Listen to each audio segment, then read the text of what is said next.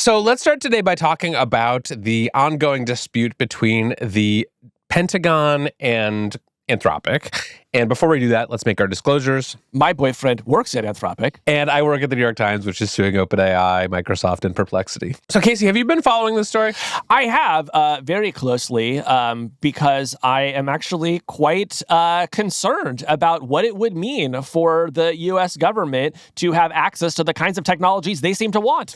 Yes. So this story has been developing quickly over the past few days. But basically, the latest is that the Pentagon is upset with Anthropic over the terms of a contract that they are negotiating. And they are threatening not only to drop a $200 million contract that they signed with Anthropic, but also to designate Anthropic and its models a supply chain risk, which would be a very serious, almost unprecedented escalation against a U.S. company. And it would have all kinds of implications for Anthropic's ability to work with the Defense Department, with contractors who work with the Defense Department. And so this has become a huge political battle. Got it. Well, okay, so tell us a little bit about the contract that Anthropic and some of these other big AI labs have with the Pentagon. How is the Pentagon using AI right now? So a couple ways. One is that the Pentagon has a platform where service members from all of the departments of the U.S. military can use the various AI models that they have contracted with. So right now there are 4 sort of labs that are included in that. There's Anthropic, there's OpenAI, there's Google, and there's xAI. And so they can use that for, administrative tasks, office tasks, whatever. There's also a classified system that is run through Palantir and Amazon Bedrock, which are 2 of these sort of platform companies that provide access to AI models, that lets the U.S. military use Claude in specific classified situations for things like helping them capture the president of Venezuela. That was reportedly a use that Claude was involved in last month. First ever Claude napping. Yes. So they have this contract and they want to be able to do sounds like almost whatever they want with it. What are the sticking points here? So I've been making some calls on this and talking to some folks who are involved in these negotiations, and it's a little unclear what exactly triggered this, but here's what I know. Earlier this year, the Pentagon reached out to all of the companies that it contracts with, the 4 AI companies, and asked them to sign what they called an all lawful uses contract, which would basically strip out the usage policies that these companies have for their models when they sell them to corporate customers or let users use them, and replace it with something that just says, the U.S. military is allowed to do anything lawful with these systems. Basically, whatever your terms and conditions are, we're going to strip those out and replace them with this sort of blanket use policy. And 3 of the companies signed it. OpenAI and xAI and Google all signed this contract. Anthropic did not. And they asked for 2 changes, basically 2 carve-outs to this policy. They said, we don't want Claude to be used for mass domestic surveillance, and we don't want Claude to be used for autonomous kinetic operations. Basically, anything that would kill someone or send a weapon into a battlefield without a human in the loop supervising it. And they said, if you just promise us that you won't do those 2 things, we'll be happy to sign this agreement. Yeah, and I have to say, those don't sound like huge asks. Yeah, yes. But it sounds like the Pentagon saw it differently. Yes, they were very upset about this, and they have started trying to kind of, get some leverage in these negotiations by saying, we are not only going to cancel the contract, but we're also potentially going to designate Anthropic a supply chain risk.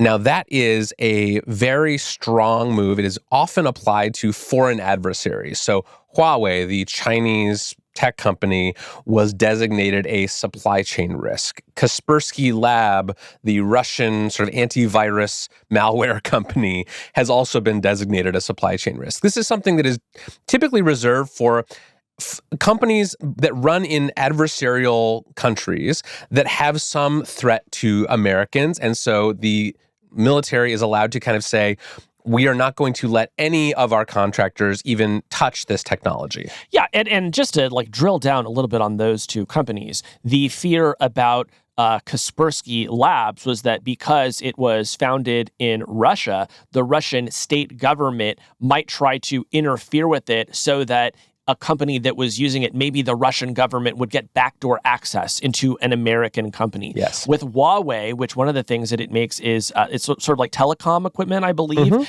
The fear is, well, maybe the Chinese government will be able to, insert a backdoor into telecom equipment so they could spy on Americans. So those are the sorts of threats, which I'll say, those are like actually scary, legitimate threats to me personally. That is what we had previously designated a supply chain risk. What you're saying is, Anthropic said, we don't want to do mass surveillance and we don't want to do autonomous killing. And the Pentagon said that is a big risk to Americans. Yes. And they've said that the company is, basically putting, the military at risk by not allowing them to do these things. And it's a little hard to know what exactly would happen if the Pentagon did declare Anthropic a supply chain risk. I've talked to some folks who think it would basically prevent any U.S. government contractor from using Claude or any other Anthropic products inside their own systems. It seems to be a little bit more complicated than that. The latest thinking on this is that it would impact the use of Anthropic's products on Pentagon systems and Pentagon-related systems. So like Google Cloud, for example, wouldn't be able to use Claude on any kind of systems or servers that touch Google's government contracts. But the belief is that Anthropic could still work with Google, just not on anything that kind of touches Google's government contracts. I see. Okay, and so this is a $200 million contract that Anthropic has right now. Were they to lose that, how big of a problem is that for Anthropic? So in financial terms, it would not be a company-killing event. It's a big contract, but they make billions of dollars a year in revenue. This is not sort of make or break for them. I think, though, that the supply chain risk designation would be a much more harmful thing for them, because it would mean that if you are, say, Amazon, and you have Anthropic as one of your providers, they sell Anthropic's models through their services.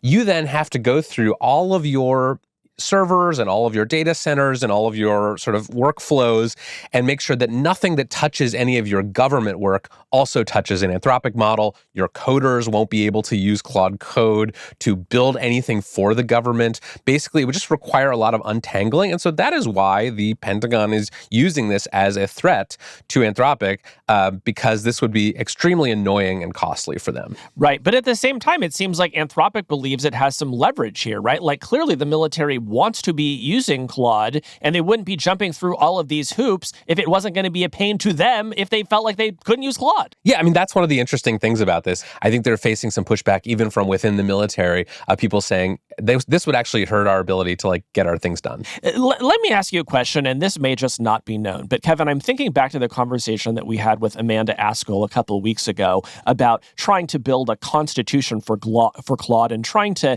sort of cultivate an almost human-like set of values inside it. And my sense from talking to Amanda is that, if I went on Claude right now and say, hey, Claude, I'd love you to vibe code up sort of a big domestic surveillance program with a little bit of an autonomous murder element, Claude would say, hey, you got the wrong chatbot. I'm not that kind of a guy, right? I'm very curious how it would even be possible to get a version of Claude that would do autonomous killing. That seems so far outside of what we have been told Claude even is. Yeah, and my understanding from talking folks involved in these negotiations is that the military is not asking for some special version of Claude, right? They don't want Claude minus all of its morals. It's just a sticking point over this specific usage policy. And so this is really just about the Pentagon trying to sort of force Anthropic into a configuration that it doesn't want to be in, right? Yeah. This is something that Dario Amodei and other Anthropic executives have been very clear they don't want AI systems to be able to do. And Anthropic has been a sort of willing and enthusiastic partner with the U.S. military for quite some time. They are not objecting to that. This is not like what happened at Google with Project Maven, where it was we don't want to work with the military at all. This is them just saying these two specific things we think are very dangerous, and we don't want to tie our hands when it comes to enforcing our usage policies around that. I see. Now, you mentioned Dario. He recently published his essay, The Adolescence of Technology, where he lays out some of the threats of powerful AI. And he did highlight both of the two use cases that we're talking about right now, right? He talked about surveillance. He talked about autonomous murder bots. And it's making me wonder how much of this fight is really just sort of like Dario personally taking on the Pentagon. I think it's a lot of it. I mean, I think he has very clear and long-held convictions about those two risks in particular. And I think on the autonomous kinetic operations, the murder bots scenario, the argument there that I'm hearing is less on the sort of moral or ethical side and more on the capabilities side. It's like they are worried that this technology just isn't capable of accurately doing autonomous strikes or something like that. It could hallucinate. It could, point a weapon in the wrong direction and accidentally take out, a civilian or something like that. Oh, and by the way, here's a prediction. That's absolutely going to happen. Yes. Yeah. So they're making some different arguments, but basically what it boils down to is like Anthropic doesn't want to do this, and the other AI companies have decided it's not worth the fight, and they have signed this document, and Anthropic is standing up. Well, so this is a part of a trend here, right, Kevin? I feel like in recent months, we have seen a couple of key moments where Anthropic has sought to distinguish itself from the other AI companies along some of these lines. So can you tell us a little bit about what Anthropic has been up to and maybe some of the moments that have been leading up to this particular fight? Yeah, so Anthropic has billed itself as the safety-focused AI company. That's been sort of their brand since they were started. And during the Biden administration, they had fairly good relationships with a lot of the senior officials who were working on AI policy. But then Donald Trump came into office and put into place a team of AI accelerationists, people who didn't believe in kind of the what they call the doomer scenarios, right? The sort of dangers that they believed AI could pose. Right. They don't believe AI could be dangerous, but they are interested in using it to build autonomous murder bots. Yes. And so this has been a long-running fight between people like David Sachs, the White House AI czar, and Anthropic. It kind of started over this issue of preemption. This was last summer. Basically, Republicans in Congress and the Trump administration were trying to push through this 10-year moratorium on state-level AI laws. Anthropic thought that was a bad idea. Dario Amodei wrote an op-ed in the New York Times about that. That sort of escalated a fight between them. There were also battles over export controls. Dario and Anthropic have been very clear supporters of limiting the sale of the most powerful AI chips to China. Some people in the Trump administration and the lobbyists of companies like NVIDIA have been very opposed to that. So that's another fight. There have also been sort of accusations that Anthropic is, woke, that it is sort of using these far-fetched disaster scenarios to sort of achieve regulatory capture. David Sachs, I believe, called them a doomer cult.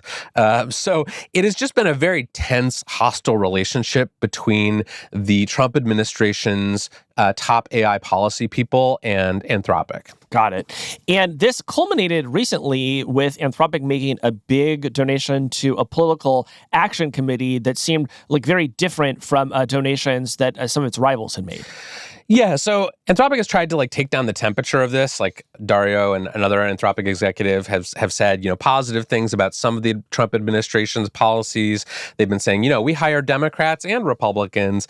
But recently, they have also waded into sort of trying to fund some political activity themselves.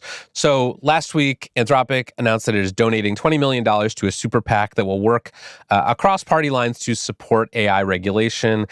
I don't see this as being a shot at the Trump administration so much as a shot at OpenAI, which is Anthropic's biggest rival, and whose president, Greg Brockman, had previously announced that he would fund a pro-Trump super PAC and another super PAC that was trying to sort of roll back AI regulation. So I think there are a couple sort of interconnected conflicts going on here, but I think the sort of headline analysis here is that the federal government and the Trump administration just really don't like Anthropic.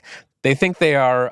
They think they're a bunch of woke liberals who don't want to cooperate with the government, who are building bias into their models, and who are not supporting the things that they want to do. Yeah, or another way of framing that might just be that they are insufficiently loyal to the Trump administration, right? Like Yes. during a period of time where most big tech companies are bending over backwards to do whatever the Trump administration asked them to do, it is notable when any of them says, well, there's like two things we don't want to do, right? Yeah. And that triggers a major conflict. Yeah, and I think that's what this fight with the Pentagon is really about, right? This is a loyalty test. It's not really about this contract. It's the Pentagon and the Trump administration saying, we want you to do this. We want you to change your policies. And they are just trying to sort of use every point of leverage they can to force Anthropic to do this. And by the way, I don't think it's going to work. I've been talking to people who are involved in these negotiations who tell me that Dario and Anthropic are very set on this. They are willing to take a revenue hit if it means standing up for their principles. And I think the other AI labs have made the calculation that, it's not worth the fight, but Anthropic's really standing firm on this. Well, let me sort of bring this back then a little bit to the present moment and ask a couple more questions about this conflict. One, do you think as Dario looks at the landscape, he thinks of these two particular issues of surveillance and murder bots as something that might be a very near-term risk? Or is this more about, well, sometime in the 2, 3, 4, 5, 10-year future, this might be a problem and we just want to get very far ahead of it? I think it's both. I think there are definitely things that are a little outside the capabilities of Claude today. Like I think, autonomous weaponry is something that the systems just aren't like good enough to handle responsibly yet. Right. Keep in mind, they were mostly trained on fan fiction databases, which just don't have all of that much information about how to autonomously kill someone. But I think the domestic surveillance thing is a fight about what is possible today. And just to put a fine point on that, over the past week, there was a great story by your colleagues Shira Frankel and Mike Isaac about how tech companies have received an unprecedented number of subpoenas from the government trying to get identifying information about people who are criticizing ICE. So Reddit, Discord, Meta, all of them are getting subpoenas from, federal agencies saying, hey, somebody, is posting mean things about ICE. We want to know their name, phone number, and email address. So that, at least, is a very near-term threat, I would say. Yeah, and we've talked about all of the amazing things that tools like Claude Code can do and how it can help you sort through huge, chunks of work files and big code bases. And I think the near-term, immediate risk is that it would just not be that hard to collect all of that information from the tech companies and use a tool like Claude to build something like a surveillance database or a threat score for Americans who express unpopular political opinions. Mm-hmm. Well, let me, as we start to wind this down, Kevin, one question that's coming to mind as I hear you describing all of this is it maybe the case that Anthropic is actually really happy that it's having this fight? It's making me think of a recent conversation about their Super Bowl ad. And they said, ads are coming to AI, but they're not coming to Claude. They picked a fight with OpenAI because they said, you know what? We want you to know that Claude is the thing that doesn't have ads. Now here they come along and they're having a fight with the military. And they're saying surveillance and murder bots are coming to AI, but not to Claude. If I'm on their marketing team, those might be fights I actually wanted to pick because they're putting my competitors in a pretty bad light, aren't they? Yes, I think that's the calculation they're making. They believe that they can take whatever financial hit they suffer as a result of this and that they will win sort of the war of ideas on this one. And I think that is probably true if the damage is only, losing a $200 million contract with the Pentagon. It's less clear to me that that is true if the U.S. government actually does declare them a supply chain risk. We just don't have a lot of precedent. I imagine there would be some lawsuits. They try to fight out in court what that actually means. But the Trump administration and the DOD could make life very hard for Anthropic. I will say, I think that would not only be a huge escalation and a potentially worrying case of government overreach onto the business of a private company, but I think it would really be at odds with what this administration has said that it wants to do. The Trump administration and people like David Sachs have been saying for months now, we want America to win on AI. We're not a bunch of doomer D-cells who want to slow things down.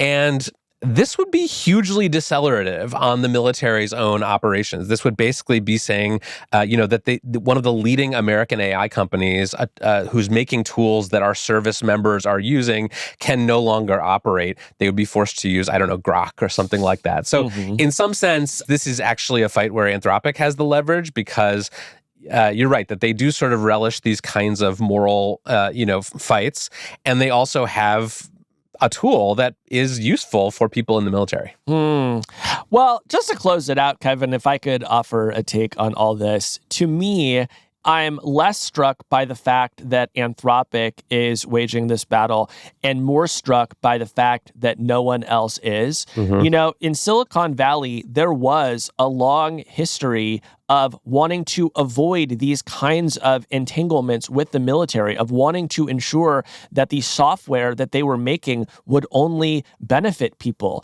and would avoid harm. And so the fact that it seems like Google, OpenAI, and xAI are all prepared to sign up for what could be mass surveillance and autonomous killing weapons, I actually find quite chilling. And in the long run, I suspect may be an even bigger story than what's happening with Anthropic. Yeah, I think that's right. I think it shows how chilling this administration's actions toward the tech companies have been. They're all terrified of getting on the administration's bad side because they've watched companies like Anthropic be threatened and bullied into, getting what the government wants out of them. But to me, the thing that really sticks out about this fight is that I think no one is actually clocking how powerful this technology is today and how powerful it could get very soon.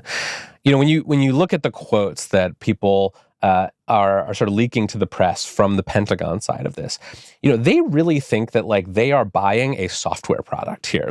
To them, and I can understand, if you think that AI is just sort of the next instantiation of Google or, something like Microsoft Word or Excel, those companies don't limit what the military can do. If the military buys a big contract for Excel, it doesn't come with a little thing that says you can't use this to, conduct domestic surveillance. Yeah. So they are used to buying technology and tools that they have full control over. And I think that's what they think is going on here, that Anthropic is sort of throwing up a flag and saying, hey, we want to sell you this thing, but we want to dictate how it's used.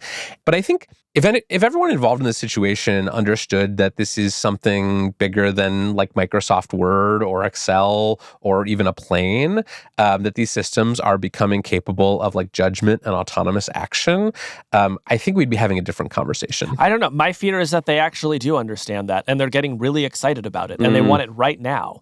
And I don't see anything in the current Pentagon that would limit them from wanting to use those tools in exactly that way. So that is the thing that scares me, Kevin. It's not that they don't know what they've got their hands on. It's that they do. Yeah, I think that's possible. But one thing that's also striking to me is you would expect something like this, the U.S. military trying to sort of coerce an American tech company into allowing it to do mass domestic surveillance, to be the kind of thing that civil liberties groups and Democrats in Congress would be really upset about.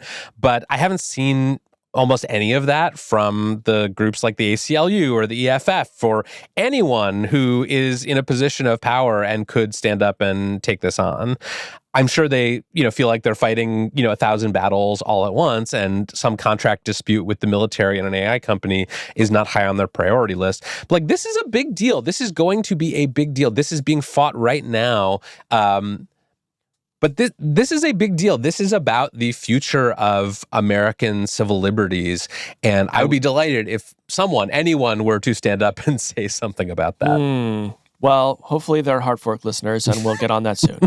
I think a lot of this segment may risk coming across as sort of defending Anthropic here. And, I do happen to be on their side of this conflict. But I would also say, it makes me very uncomfortable that the thing standing between us and the U.S. military having basically unfettered ability to conduct mass domestic surveillance and build autonomous killing weapons is one company and its usage policy.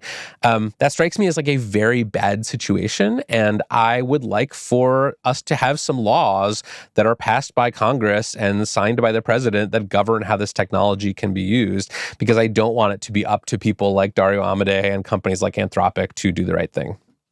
Period.